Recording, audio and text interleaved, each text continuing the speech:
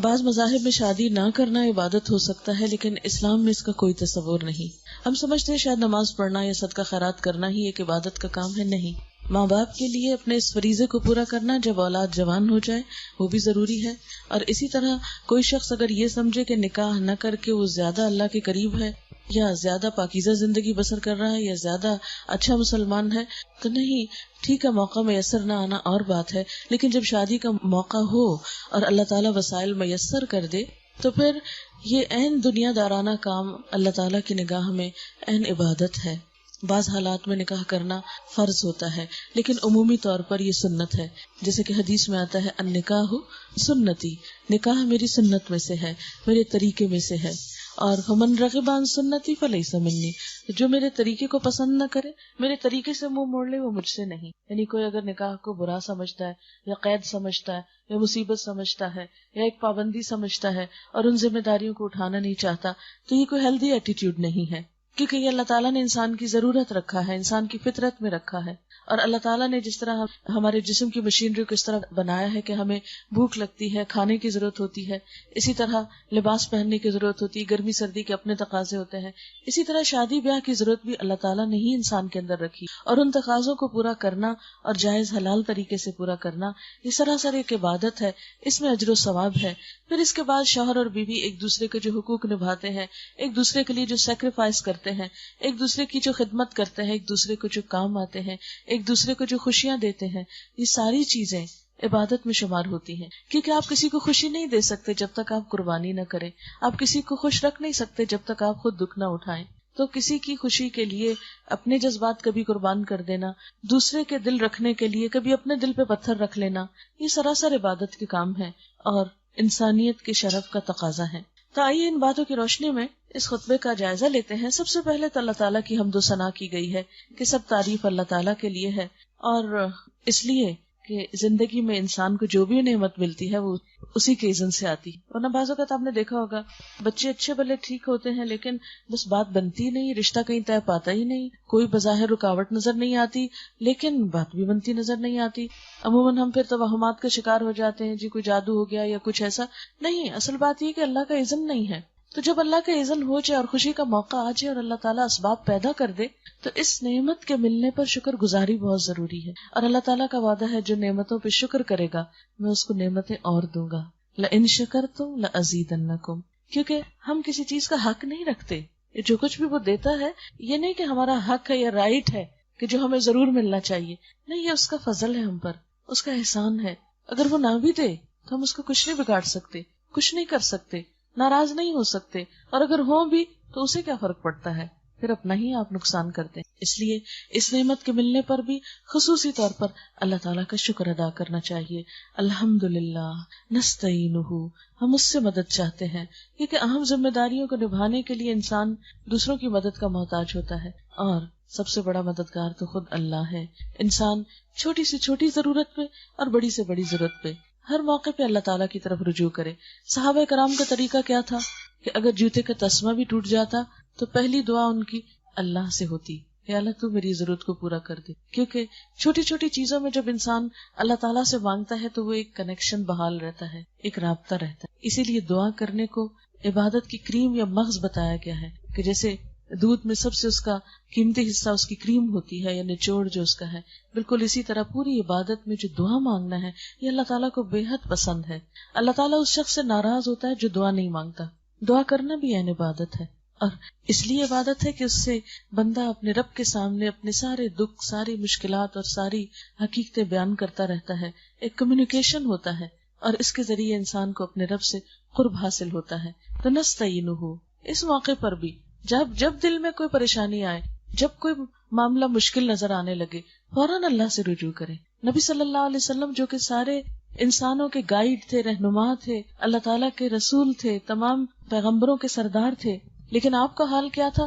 اپنی چھوٹی چھوٹی ضروریات میں بھی اللہ تعالیٰ کی طرف رجوع کرتے۔ احادیث میں آتا ہے جب کوئی مشکل پیش آتی فوراً نماز کی طرف رجوع کرتے، کیونکہ اللہ تعالیٰ کا خود فرمان ہے وَاسْتَعِینُوا بِالصَّبْرِ وَالصَّلَاةِ، مدد مانگو صبر اور نماز سے۔ لیکن افسوس کے ساتھ یہ کہنا پڑتا ہے کہ جب شادی کی مصروفیات ہوتی ہیں یا تیاری کا وقت ہوتا ہے یا اور اسی طرح کے ہم بزی ہو جاتے ہیں تو ہماری نمازیں چھوٹنے لگتی ہیں۔ یا ان میں غفلت کرنے لگتے ہیں یا جلدی جلدی مارے مارے پڑھنے لگتے ہیں. تو یہ طریقہ درست نہیں ہے. دنیا کا اپنا حصہ ہے لیکن اللہ تعالیٰ کا اپنا حق ہے. ایک کا حق دیتے ہوئے دوسرے کا حق قربان نہیں کرنا چاہیے. بعض اوقات ہم حقوق اللہ کی ادائیگی اس لیے چھوڑ دیتے ہیں کہ ہم بندوں کے حق جو ادا کر رہے ہیں اپنے آپ کو تسلی دے دیتے ہیں کہ ہم بندوں کے لیے بہت کیئرنگ ہیں، کائنڈ ہیں، اس لیے کیا فرق پڑتا ہے کہ اگر ہم نماز نہ بھی پڑھیں. نہیں، آپ دیکھیے کہ جیسے بندوں میں بھی آپ اگر ماں باپ کا حق دے رہے ہیں تو آپ یہ نہیں کہہ سکتے چونکہ میں ماں باپ کے لیے بہت اچھا ہوں اس لیے اگر اولاد کو نہیں بھی پوچھا تو کوئی فرق نہیں پڑتا. آپ یہ نہیں کہہ سکتے. آپ یہ نہیں کر سکتے کہ آپ کہیں کہ میں یتیموں مسکینوں کا اتنا خیال رکھتا ہوں اس لیے اگر میں اپنے پڑوسی کو اگنور بھی کر دوں تو کوئی فرق نہیں پڑتا. نہیں، ہر ایک کا اپنا حق ہے، ہر ایک کا اپنا مقام ہے. اسی طرح اللہ تعالیٰ کا اپنا مقام ہے، اس کے اپنے حقوق ہیں، اس کی عبادات اپنی جگہ ہیں. بندوں کا اپنا مقام ہے، بندوں کا اپنا حق ہے. ایک کا حق دیتے ہوئے دوسرے کا حق نہیں مارے. جہاں اس بات کی اجازت نہیں کہ بندوں کا حق دیتے ہوئے اللہ کا حق نہیں مارنا، وہاں اس بات کی بھی اجازت نہیں کہ ہم حقوق اللہ ادا کرتے ہوئے بندوں کے حق ضبط کر جائیں یا بندوں کا حق ادا نہ کریں. ایسا نہیں کہ گھر والے بھوکے ہوں اور ہم لمبی لمبی نماز شروع کر دیں، اس کی بھی ہمیں اجازت نہیں ہے. ہر کام کا اپنا ایک وقت ہے اور اپنا ایک مقام ہے. اس لیے نستعینہ اس موقع پر بھی یعنی اچھا ہوتا ہے جب رشتہ طے ہو رہا ہو تو کیا کیا جائے، 2 نفل پڑھ کر استخارہ کر لیا جائے. استخارے کی دعا پڑھ کے خیر مانگ لی جائے. عموماً لوگ سمجھتے ہیں کہ استخارہ کرنا شاید کوئی غیب کا علم معلوم کرنا ہے اور اس سے ہمیں کوئی فیوچر کا حال پتہ چل جائے گا کہ یہ چیز ہمارے حق میں بہتر ہے یا نہیں. ایسا نہیں ہے. استخارہ سمپلی کیا ہے کہ انسان اللہ تعالیٰ سے مدد مانگتا ہے اہم معاملات میں. نبی صلی اللہ علیہ وسلم نے فرمایا خدا سے استخارہ کرنا اولاد آدم کی سعادت ہے. قضاء الہی یعنی تقدیر پہ راضی ہونا اولاد آدم کی سعادت ہے، یعنی خوش قسمتی ہے جس کو یہ نصیب ہو جائے. اور اولاد آدم کی یعنی انسان کی بدبختی یہ ہے کہ وہ خدا سے استخارہ نہ کرے اور خدا کی قضا پہ ناخوش ہو. تو اس لیے رشتہ طے پائے تو استخارہ کر لیا جائے. اور اس کا طریقہ بہت سمپل ہے، 2 نفل پڑھ کے اللہ تعالیٰ سے دعا کر لی جائے. آپ صلی اللہ علیہ وسلم نے فرمایا استخارہ کرنے والا کبھی نامراد نہیں ہوتا اور مشورہ کرنے والا کبھی نادم نہیں ہوتا، یعنی اس کو کوئی پشیمانی نہیں ہوتی. اور آپ دیکھیں خاندانی زندگی کے امور بھی جب آپس کے مشورے سے طے پاتے ہیں تو آپس میں بھی ایک قرب اور کلوزنس کا احساس ہوتا ہے. آپس میں ایک دوسرے پر اعتماد بحال ہوتا ہے. شوہر بیوی کام کرتے ہوئے آپس میں مشورہ کریں، بچوں کو شریک مشورہ رکھیں، پھر بچوں کی اگر شادی ہو جائے تو ان بچوں کے جو ساتھی ہیں ان سے مشورہ کریں. یعنی اس سے خاندان میں باہم خوشیاں پیدا ہوتی ہیں، سب مل کر چلتے ہیں. انسان تنہا خوشی نہیں حاصل کر سکتا، انسان انسانوں سے انس پاتا ہے، خوشی حاصل کرتا ہے. ان سے بھی مشورہ کرنے کے ساتھ ساتھ اللہ تعالیٰ سے استخارہ کیا جائے. یعنی بندوں سے جس طرح مشورہ کیا جاتا ہے تو استخارہ اللہ تعالیٰ سے ایک طرح کا مشورہ ہے. آپ صلی اللہ علیہ وسلم نے فرمایا استخارہ کرنے والا کبھی نامراد نہیں ہوتا اور مشورہ کرنے والا کبھی نادم نہیں ہوتا اور کفایت سے کام لینے والا کبھی کسی کا محتاج نہیں ہوتا. یعنی انسان کی جتنی بھی آمدنی ہو مگر سوچ سمجھ کر ہی خرچ کرنا چاہیے. مال کو ضائع کرنا ناپسندیدہ ہے، اس سے منع کیا گیا ہے. اسی طرح استخارے کے بارے میں یہ بھی آتا ہے، حضرت جابر کا بیان ہے کہ نبی صلی اللہ علیہ وسلم جس طرح ہمیں قرآن پڑھایا کرتے تھے ہر کام میں اسی طرح استخارے کی تعلیم بھی دیتے تھے. فرماتے جب تم میں سے کوئی کسی اہم معاملے میں فکر مند ہو تو 2 رکعت نفل پڑھے اور پھر یہ دعا پڑھے. اور وہ دعا موجود ہے یہاں کتاب میں بھی لکھی ہوئی ہے، کارڈز وغیرہ بھی موجود ہیں. آپ کے گھر میں بھی اگر کوئی ہو ایسی کتاب جس پہ لکھی ہو تو آپ دیکھ کے بھی پڑھ سکتے ہیں. ویسے اچھا تو یہ کہ انسان زبانی یاد کر لے، لیکن اگر نہ ہو تو دیکھ کے بھی پڑھی جا سکتی ہے. اور اس دعا کا مطلب کیا ہے؟ خدایا میں تجھ سے تیرے علم کے واسطے سے خیر کا طلبگار ہوں، تیری قدرت کے ذریعے تجھ سے تیرے عظیم فضل کا سوال کرتا ہوں. استخارے کی دعا میں دراصل اللہ کا فضل مانگا جاتا ہے، اس لیے کہ تو قدرت والا ہے اور مجھے ذرا قدرت نہیں، تو علم والا ہے مجھے علم نہیں، اور تو غیب کی ساری باتوں کو خوب جانتا ہے. خدایا اگر تیرے علم میں یہ کام میرے لیے بہتر ہے، میرے دین اور دنیا کے لحاظ سے اور انجام کے لحاظ سے، تو میرے لیے اسے قائم کر دے، یعنی مقدر کر دے، اور میرے لیے اس کو آسان کر دے، اور میرے لیے اس کو مبارک کر دے. اب آپ دیکھیں کتنی دعائیں ہیں اس میں. نستعینہ کا مطلب کیا ہے کہ ہم اس شادی کے معاملے میں اللہ کی مدد چاہتے ہیں. پھر اللہ تعالیٰ کتنے مہربان ہیں کہ وہ ہمیں یہ بھی سکھا دیتا ہے کہ مدد مانگو کیسے، دعا کیسے مانگو، دعا میں کیا کہو. کیونکہ ایٹ ٹائمز ہم چاہتے کچھ ہیں مگر اس بچے کے حال کی طرح جیسے بھوکا ہوتا ہے نا بچہ تو رو رو کے بتاتا ہے، اسے یہ نہیں پتا ہوتا کہنا کیا، مانگنا کیا ہے، ضرورت کیا ہے. پھر ماں پوچھتی ہے اچھا کیا چاہیے، بولو کیا چاہیے، کیا کہتے، بھوک لگی ہے، پیٹ میں درد ہے، سر درد ہے، کیا ہے تمہیں. تو ہمارا حال بھی ان بچوں ہی کی طرح ہے کہ جو اپنی تکلیفوں کو خود بھی نہیں جانتے، اور اپنے رونے اور اپنے ڈسٹریس اور اپنے جو ایک انکمفرٹیبل سی فیلنگ ہوتی ہے بعض اوقات خود بھی نہیں پہچانتے ہوتے کہ ہمیں ہے کیا، ہمیں کیا دکھ ہے. ان نون سا دکھ ہوتا ہے اور نہیں خبر ہوتی کہ کیا گزر رہی ہے اور کیوں گزر رہی ہے. ایسے مواقع پر انسان اگر اللہ تعالیٰ کی طرف رجوع کرے، لگتا ہے تو مشکل ہے لیکن صرف 2 نفل پڑھ کے بھی دعا کر لے تو بہت فرق پڑ جاتا ہے اور فکر دور ہو جاتی. تو آپ دیکھیے اس دعا پہ غور کیجئے کہ میرے لیے اس کام کو آسان کر دے، میرے لیے اس کو مبارک کر دے، یعنی اس میں برکتیں پیدا کر دے.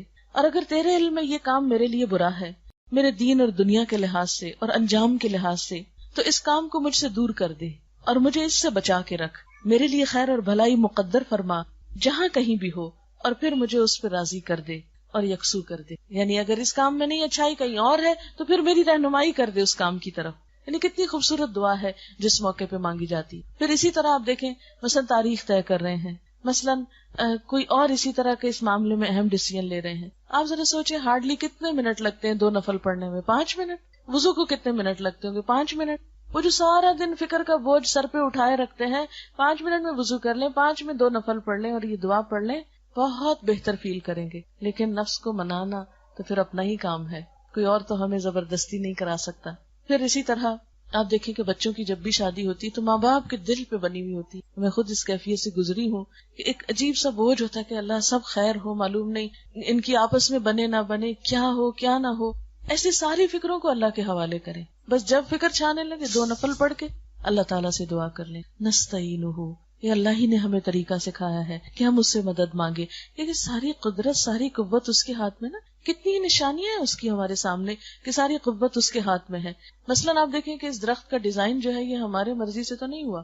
ہم اگر اس کو موڑنا چاہیں، اس کو پھیرنا چاہیں کہ نہیں ہم اب بور ہو گئے ہیں یہ پتوں کا یہ رنگ دیکھ کے یا یہ شکل دیکھ کے، تو اس میں کوئی تبدیلی کر دیں، رہے یہ یہی درخت لیکن بس ذرا ڈیزائن بدل دے، تو یہ نہیں ہم کر سکتے. ہوا چلے مرضی ہے اس کی، نہیں چلے نہیں چلے، یہ اللہ کی قدرت ہے نا. یعنی چھوٹی چھوٹی چیزوں میں اللہ تعالیٰ کی قدرتیں نظر آتی. کس پھول کا رنگ کیا بنایا، کس کا ڈیزائن کیا، کس کا سائز کیا ہو، اس نے مقدر کیا ہے. تو بہت ساری چیزیں اس کے فیصلے پہ ہوتی ہیں. ہمارا کام کیا ہے؟ بس اس سے خیر اور بھلائی کے طلبگار رہیں، اس سے مانگتے رہیں، اس سے اچھی امیدیں رکھیں، اس سے اچھا گمان رکھیں. جیسا کہ حدیث میں آتا ہے اللہ تعالیٰ فرماتے ہیں کہ میں اپنے بندے کے ساتھ اس کے گمان کے مطابق معاملہ کرتا ہوں. جیسا وہ میرے بارے میں گمان رکھتا ہے میں بھی پھر اس کے ساتھ ویسا ہی معاملہ کرتا ہوں. کبھی مایوس نہ ہو اس کی رحمت سے، کبھی دل چھوٹا نہ کریں، کبھی یہ نہ سمجھے کہ یہ نہیں ہو سکتا. اس کے لیے کچھ بھی مشکل نہیں، اس کے ہاں سب کچھ ہو سکتا ہے. ہاں کمی ہے تو ہمارے اپنے مانگنے میں، اور ہماری اپنی کوتاہی ہے کہ اس کی طرف رجوع نہیں کرتے. وَنَسْتَغْفِرُهُ، اور ہم اس سے بخشش مانگتے. شادی کا موقع ہے، اللہ نے خوشی دی ہے، کہیں ایسا کوئی کام نہ ہو، ایسی زبان سے کوئی بات نہ نکلے، کوئی ایسا رویہ نہ ہو کہ جس سے کسی کا دل دکھے یا کسی کو تکلیف پہنچے یا اس کے جناب میں کوئی گستاخی ہو جائے، کوئی نافرمانی کا کام نہ ہو جائے. کیونکہ عموماً ہمارا حال یہ ہے کہ خوشی غمی کے موقع پر ہی اس کو ناراض زیادہ کرتے ہیں. عام روزمرہ روٹین میں تو پھر بھی کچھ ٹھیک ہی رہتے ہیں، لیکن جب کبھی کوئی ایسا فنکشن ہوتا ہے تو عموماً ہم بہت ساری چیزوں میں یہ نہیں پرواہ کرتے کہ اس کی پسند کیا ہے. ہم یہ صرف دیکھتے ہیں ہماری خواہش کیا ہے، ہمارا دل کیا چاہتا ہے. خواہ پہننے اوڑھنے کا معاملہ ہو یا کھانے پینے کا معاملہ ہو یا گپ شپ گفتگو کا موضوع ہو، تو عموماً جب اکٹھے ہوتے ہیں رشتے دار یا لوگ تو پھر گفتگویں آپ نے دیکھا ہوگا، کبھی اس کا شکوہ، کبھی اس کا حال پوچھ کے اس کو طنز کر، اس کو چھیڑ، اس پہ تبصرہ کر، اور کسی کے لباس پہ، کسی کی شکل پہ، کسی کے زیور پہ، کسی کے کسی چیز پہ. یہی چیزیں ہیں نا جو انسانوں کو انسانوں سے دور کرتی رہتی ہیں اور ایک دوسرے کے لیے تکلیف کا سبب بنی رہتی. اچھا اخلاق جو ہے میزان میں سب سے بھاری نیکی ہوگی، اور یہی بد اخلاقی ہے جو انسان کے سارے عمل برباد کر دے گی. اس لیے ایسے موقع پر نستغفرہ ساتھ ساتھ جاری رہنا چاہیے کہ اللہ تعالیٰ تو ہماری کوتاہیوں سے درگزر فرما، اور جو خوشیاں تو نے دی ہیں ان کو باقی رکھ، کیونکہ یہ اللہ کا احسان ہے نا. اگر خدا نہ خواستہ وہ ناراض ہو جائے اور دے کے واپس لے لے خوشیاں تو ہم کیا کر سکتے ہیں؟ تو اس لیے جو کچھ ہمیں ملا ہو اس پر شکر گزاری اور اپنے گناہوں کا احساس اور اس پہ توبہ بے حد ضروری ہے. وَنَعُوذُ بِاللَّهِ مِن شُرُورِ أَنفُسِنَا، ہم اپنے نفس کے شر سے بچنے کے لیے اپنے آپ کو اللہ کے حوالے کرتے ہیں. اب دیکھیں اس موقع پہ نفس کے شر سے بچنے کی دعا کیوں مانگی جا رہی؟ اس کی وجہ یہ ہے کہ شادی کا موقع ایسا موقع ہوتا ہے جس میں انسان پھر صرف اپنی مرضی نہیں کر سکتا. یہ شادی کے بعد کی زندگی میں انسان تنہا نہیں چل سکتا، اس کو دوسرے کو ساتھ لے کے چلنا ہوتا ہے. اچھا، شادی سے پہلے عموماً ہم اپنی مرضی سے سوتے ہیں، اپنی مرضی سے جاگتے ہیں، اپنی مرضی سے سب کام کرتے ہیں، لیکن شادی کے بعد اب ہر بات میں دوسرے کا بھی خیال کرنا ہے، سونے میں، جاگنے میں، کھانے میں، پینے میں، پسند ناپسند میں، باہر آنے جانے میں۔ اب دیکھیے عموماً شادی کے بعد جھگڑے کن باتوں پہ شروع ہوتے ہیں؟ چھوٹی چھوٹی، کو بڑی باتیں نہیں ہوتی، چھوٹی چھوٹی بات، ایک کچھ کرنا چاہ رہا ہے، دوسرا کچھ کرنا چاہ رہا ہے، اب ہر ایک اپنی مرضی چاہتا ہے۔ اب دو لوگوں کی مرضی بیک وقت تو نہیں ہو سکتی، ایسے میں کیا کرنا چاہیے دونوں کو؟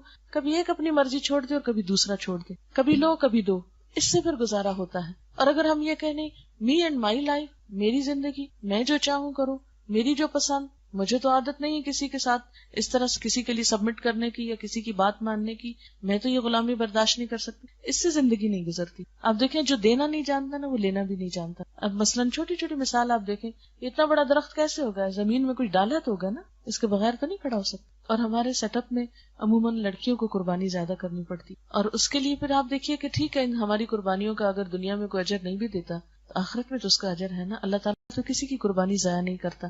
لیکن چھوٹی چھوٹی چیزوں میں ضد کا شکار ہونے کی بجائے، ایک دوسرے کے ساتھ کھینچا تانی کرنے کی بجائے، صرف اپنی مرضی جتانے کی بجائے، بہتر طریقہ یہ ہے کہ انسان ایسے موقعوں پر کچھ چیزیں اگنور کر دے، کچھ چیزیں بھول جائے، اور کچھ چیزوں میں کبھی اپنا حق مانگ بھی لے اور کبھی مان بھی رکھے دوسرے سے، کیونکہ بعض چیزیں محبت سے اچھی لگتی ہیں اور بعد میں لڑائی بھی اچھی ہوتی ہے، وہ بھی محبت ہی کا ایک دوسرا رخ ہوتا ہے۔ لیکن ہر چیز اپنے وقت پہ اور اپنی حد کے اندر اچھی لگتی، حد سے بڑی ہوئی لڑائی جھگڑا، حد سے بڑی ہوئی خود غرضی، کوئی بھی چیز جو اپنی حد سے بڑھ جاتی ہے تو وہ اپنا حسن کھو بیٹھتی ہے۔ ہر چیز اپنے تناسب اور اپنے یعنی خاص پروپورشن کے ساتھ زیادہ بہتر طور پر بہتر نمونہ پیش کرتی ہے یا خوبصورت طرز عمل اس میں انسان کا سامنے آتا ہے۔ لیکن جو چیز حد سے بڑھ جائے اس سے انسان کے لیے نقصان اور مشکلات ہی کھڑی ہو جاتی۔ اور پھر یہاں پر بتایا کہ جس کو اللہ گمراہ کر دے اس کو کوئی ہدایت نہیں دے سکتا، اور یہ اللہ تعالیٰ کسی پہ ظلم نہیں کرتا کہ زبردستی کسی کا بھٹکا دے۔ یہ اس وقت ہوتا ہے کہ جب انسان کے اپنے اندر جب بہت سرکشی آ جاتی، جب انسان کسی انسان کی بھی نہیں سننا چاہتا تو پھر وہ دل اتنا سخت ہوتا ہے کہ بعض اوقات انسان کے سامنے اللہ کا حکم بھی آتا ہے تو وہ بھی نہیں ماننا چاہتا، اس کی طرف بھی توجہ نہیں دیتا۔ پھر جب انسان کے اوپر ایسی کیفیت آتی ہے تو پھر اللہ تعالیٰ بھی اس کو چھوڑ دیتا ہے اس کے حال پر۔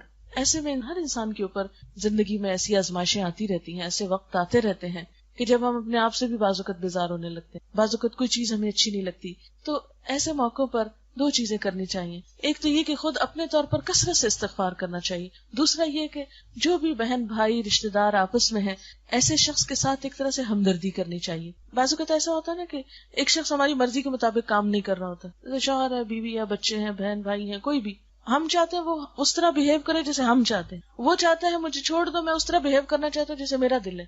اب ایسے اگر دونوں طرف سے کھینچا تانی شروع ہو جائے تو کچھ بھی حاصل نہیں ہوتا۔ اگر ایسے میں اگر ایک شخص جھک جائے کچھ اور دوسرے کو کنسول کرے، دوسرے کی ہمدردی اور دوسرے سے تھوڑا محبت اور شفقت کے ساتھ پیش آئے تو آپ دیکھیں گے کہ اس طرح انسان دوسرے کو پل کر لیتا ہے، اس کو کھڑا کر دیتا ہے، یا اس کی ایک طرح سے مدد ہو جاتی ہے جس سے زندگی پھر سے اپنی ڈگر پر آ جاتی۔ اب دیکھیں یہ یاد رکھیے، زندگی کا سفر جو ہے نا یہ ٹوٹی سڑکوں کی طرح ہے۔ جیسے ٹوٹی سڑک پر چلتے ہوئے انسان کو بہت محتاط ہو کے گاڑی چلانی پڑتی ہے، یا کہیں کھڈا آ جائے گا تو اس میں گاڑی وہ خراب نہ ہو جائے، انجن نہ بیٹھ جائے یا کچھ، تو اب بہت احتیاط سے محتاط ہو کے گاڑی چلا رہے ہوتے ہیں اس ساری اونچ نیچ میں۔ اور اگر آپ محتاط نہیں اور آپ ایک ہی سپیڈ پہ دوڑائے جا رہے ہیں تو نتیجہ کیا ہوگا؟ کہیں نہ کہیں چوٹ لگی جائے گی۔ تو اسی طرح یہ جو ہماری لائف ہے، یہ دنیا کی زندگی جو ہے نا یہ اسموتھ نہیں ہے، یہ ہماری مرضی کے مطابق نہیں ہے کہ ہر چیز ہماری مرضی سے ہو، یہ کسی اور نے دی ہے یا اس کی مرضی کے مطابق ہے۔ اس میں بہت اپس اینڈ ڈاؤنز ہیں، یہ کبھی ایک سی نہیں رہتی، یاد رکھیں کبھی برابر نہیں رہتی۔ اس میں خوشی بھی اور اس میں غم بھی لازم ہے، اس میں دن بھی اور اس میں رات بھی ہے۔ اس لیے ان دونوں چیزوں سے انسان کو ڈیل کرنا ہے، دونوں حالتوں سے انسان کو کچھ نہ کچھ اپنے لیے ایسے اصول ضابطے یا ایسے طریقے اس کو جاننے ہیں، یا ایسے دوسرے انسانوں کی مدد اس کو ایسے وقت میں چاہیے ہوتی ہے کہ جب یہ انسان کے اوپر تکلیف کے وقت ہوتے ہیں، اور اس میں والدین، بہن بھائی، دوست، رشتہ دار، ان سب کی ذمہ داری بنتی ہے، اور خصوصاً نئے کپل کے لیے۔ عموماً ہمارے ہاں شادی کے بعد جو انٹرفیئرنس ہوتی ہے اس سے بہت سی مشکلات پیدا ہو جاتی، خواہ وہ ایک خاندان کی طرف سے ہو یا دوسرے خاندان کی طرف سے۔ تو میرے خیال میں اگر لڑکی اور لڑکے کو بہت سے معاملات میں خود باہم ایک دوسرے کے ساتھ کمپرومائز کرنے دیا جائے تو بعض اوقات زیادہ بہتر نتیجے سامنے آتے ہیں، بنسبت اس کے کہ سسرال یا ماں باپ کی ہر معاملے میں ایک مداخلت یا ہر معاملے میں ایک گائیڈ لائن جو ہے وہ رہے. لیکن بعض اوقات یہ ہے کہ ایسے معاملات میں ماں باپ کی رہنمائی بھی بے حد ضروری ہوتی ہے. پھر یہاں پر آپ دیکھیے کہ کلمہ شہادت پڑھا گیا. بات یہ کہ جیسے زندگی کے جتنے بھی موقع ہیں ان سب میں یہ کلمہ پڑھا جاتا ہے. جب بچہ پیدا ہوتا ہے اس کے کان میں یہ اذان دی جاتی ہے, اس میں اشہد ان لا الہ الا اللہ پڑھا جاتا ہے. بچہ بولنے لگتا ہے تو اس وقت اس کو کلمہ سکھایا جاتا ہے. پھر اسی طرح شادی کا موقع ہے, پھر یہ کلمہ پڑھا جاتا ہے. اسی طرح جب فوت ہونے لگتا ہے اس وقت کلمہ پڑھا جاتا ہے. تو یہ جو کلمہ شہادت ہے یہ زندگی کے سارے اہم مواقع پر ہمارے لیے ایک طرح سے تجدید ایمان کا طریقہ یا ذریعہ بن جاتا ہے کہ ہم اپنا تعلق اللہ تعالیٰ سے ظاہر کریں کہ ہم اس کے بندے ہیں. پھر دیکھیے خطبہ نکاح میں 3 آیتیں ہیں اور 3 آیتوں میں 4 دفعہ اللہ سے ڈرنے کا حکم ہے. دیکھو لوگوں, خدا کا خوف کرو, اللہ سے ڈرتے ہوئے اپنے معاملات کرو. کیوں؟ اس لیے کہ جس انسان کے دل میں خدا کا خوف نہ ہو, نہ وہ اللہ کا حق دے سکتا نہ بندوں کا. تو بات ہو رہی تھی تقویٰ کی. تقویٰ کا مطلب ہوتا ہے اللہ تعالیٰ کا احساس دل میں رہنا, کوئی بھی کام کرتے وقت اللہ تعالیٰ کو یاد رکھنا. مثلاً انسان جب کسی بھی انسان کے ساتھ معاملہ کرتا ہے اور اس کے دل میں خدا کا خوف ہوتا ہے, اس کا احساس ہوتا ہے, تو وہ اس پہ زیادتی نہیں کر سکتا, کیونکہ اسے پتا ہوتا ہے کہ وہ دیکھ رہا ہے. نہ سامنے کر سکتا ہے اور نہ پیٹھ پیچھے کر سکتا. عموماً آپ دیکھیں گھروں میں جھگڑے کیوں بڑھتے ہیں؟ جب ایک شخص دوسرے پہ زیادتی کرتا ہے, اور زیادتی کرنے والا بھول جاتا ہے کہ میرے اوپر رب دیکھ رہا ہے, مجھے کسی کو حساب دینا ہے, جواب دینا ہے. جب تک انسانوں کے اندر خدا کا خوف نہ ہو, ایک پرامن اور پرسکون معاشرہ وجود میں نہیں آ سکتا. عموماً آپ دیکھیں کہ جب ساس بہو کا جھگڑا بھی ہوتا ہے تو اس میں بھی بعض اوقات باتیں بڑھا چڑھا کے بیان کی جاتی. یعنی ایک فریق مثلا اگر بیوی شوہر کو بات کر رہی ہے تو وہ اگر بات پوری صحیح نہیں کرتی, اس میں کچھ ایڈ کر دیتی تاکہ اس کی بات کا وزن زیادہ ہو, غلط بیانی کر دیتی. تو اسی وقت ہوتا ہے کہ جب انسان کو یہ پتا نہ ہو کہ جھوٹ جو ہے وہ ہلاک کرنے والی چیز ہے اور اللہ تعالیٰ دیکھ رہا ہے. اور اس میں پھر یہ کہ بات بڑھانے میں صرف جھوٹ ہی نہیں ہوتا, الزام تراشی بھی ہوتی. اور جو بہتان ہوتا ہے یہ دوسرے کے اوپر الزام لگانا ہوتا ہے, کسی کے اوپر کوئی تہمت لگانا کہ جو کام کسی نے کیا نہیں وہ اس پہ جڑ دینا. یہ تو جھوٹ سے بھی بڑا جرم پھر ہو جاتا ہے. اس سے تو سالوں کی عبادت ضائع ہو جاتی. لیکن عموماً آپ نے دیکھا ہوگا کہ بعض اوقات ایک شخص اگر نسبتاً کمزور ہے دوسرے کے, تو اس کے اوپر بعض اوقات حد سے بڑی ہوئی باتیں بھی چشمہ کر دی جاتی. تو یہ طریقہ ہو سکتا ہے کوئی دنیا میں انسان کچھ بھی نہ کہہ سکے, کوئی مظلوم جو ہے وہ اپنی صفائی بھی نہ دے سکے, لیکن اس کو پتا ہوتا ہے کہ کون کیا بول رہا ہے. اسی طرح بعض اوقات عورت بیچاری کا قصور نہیں ہوتا, لیکن اس کو شوہر بلا وجہ طلاق دے دیتا ہے, چھوٹی چھوٹی بات میں غصے میں آ کے بڑے بڑے بول دیتا ہے, زندگی کو اجیرن کر دیتا ہے. اب یہ سب کچھ کیسے ختم ہو سکتا؟ کوئی قانون کسی کو پابند نہیں کر سکتا. آپ دیکھیے کہ کرسچینٹی کے اندر مثال کے طور پر یہ قانون ہے کہ طلاق نہیں ہو سکتی, یا طلاق دینا منع ہے, بس ایک دفعہ جو جوڑا بن گیا ہمیشہ کے لیے ہو گیا. اب آپ دیکھیں کہ کتنی ہی طلاق کی روز ہوتی ہیں, اور کتنے ہی لوگ ہیں جو شادی بعد میں ہوتی ہے اور طلاق کی باتیں پہلے ہی ہو جاتی ہیں. وہ خاص طور پر جو پیپر میرجز ہوتی ہیں یا وقتی طور پر نکاح ہوتے ہیں, اور رخصتی سے پہلے ہی بہت سے ایسے گڑبڑ اور لڑائی جھگڑے شروع ہو جاتے ہیں. تو یہ سب کچھ جو ہے یہ کوئی بھی قانون روک نہیں سکتا. آپ کوئی قانون دنیا میں نہیں پاس کر سکتے کہ جس کی روح سے انسانوں کو اخلاق کا پابند بنایا جائے. یہ سب چیزیں انسان کے اندر سے اٹھتی ہیں. جب تک انسان کی تربیت نہ ہو, جب تک انسان کی سوچ اچھی نہ ہو, جب تک انسان کا اپنا اندر اچھا نہ ہو, اس وقت تک بات نہیں بن سکتی. اور یہ جو تقویٰ ہے یہ دراصل انسان کے اندر کی خوبصورتی کی بات ہے. ایک لباس انسان باہر پہنتا ہے اپنے جسم کی خوبصورتی کے لیے, اور ایک لباس انسان اپنے اندر رکھتا ہے, اس کی روح بھی ایک لباس پہنتی ہے, اور وہ لباس قرآن پاک میں اس کو لباس التقویٰ کہا گیا ہے. تقویٰ کا لباس جو انسان کو اندر سے خوبصورت بناتا ہے. لباس جو کہ انسان کو زینت دیتا ہے, انسان کے حسن میں اضافہ کرتا ہے, اس کی شخصیت کو پروقار بناتا ہے. اسی طرح جب دل کے اندر خدا کا خوف ہوتا ہے اور شخصیت اندر سے سدھرتی ہے اور سنورتی ہے اور نکھرتی ہے, تو تبھی انسان کے انسانوں کے ساتھ معاملات خوبصورت ہوتے ہیں. اور یہ اسی وقت ہو سکتا ہے جب دونوں اپنا اپنا فرض پہچانے اور دونوں ایک دوسرے کو حقوق دینے والے ہوں. اسی لیے میں مختصراً شوہر اور بیوی کے حقوق جو ہیں ان کو بیان کرنا چاہوں گی. اب دیکھیے کہ قرآن پاک میں دونوں کا جو تعلق ہے اسے لباس سے تشبیہ دی گئی ہے. اللہ تعالیٰ شوہر اور بیوی کے لیے فرماتے ہیں ہن لباس لکم وانتم لباس لہم, وہ تمہارا لباس ہے تم ان کا لباس, وہ تمہاری عزت ہے تم ان کی عزت, وہ تمہارے لیے باعث آرام ہے تم ان کے لیے باعث آرام, وہ تمہارے لیے باعث خوشی ہے تم ان کے لیے باعث خوشی. یہ ہے دراصل شادی کا اصل کانسیپٹ. یہ نہیں کہا کہ ایک دوسرے کے لیے باعث راحت اور دوسرا ہمیشہ اذیت ہی دیتا رہے, یعنی ایک ظلم کرتا رہے اور دوسرا ظلم سہتا رہے اور اسی طرح جیتے رہو. یہ نہیں ہمارے دین نے سکھایا.